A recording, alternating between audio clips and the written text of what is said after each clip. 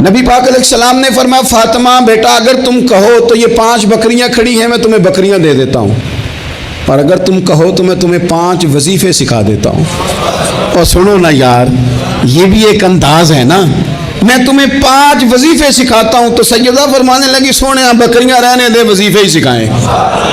کئی دنوں کی بھوک، شدت بھوک، اور میرے بھائی افطار کے وقت، حالانکہ صبح سے صرف روزہ ہوتا ہے، ہفتوں سے نہیں ہوتا، سوائے پانی کے سوجتا ہی کچھ نہیں۔ کہ یا رسول اللہ آپ نہ مجھے 5 وظیفے دے دیں۔ میرے کریم نے 5 وظیفے بتا دیے۔ حضرت فاطمہ وظیفے لے کے گھر گئیں تو حضرت مولا علی شیر خدا فرمانے لگے فاطمہ کچھ کھایا؟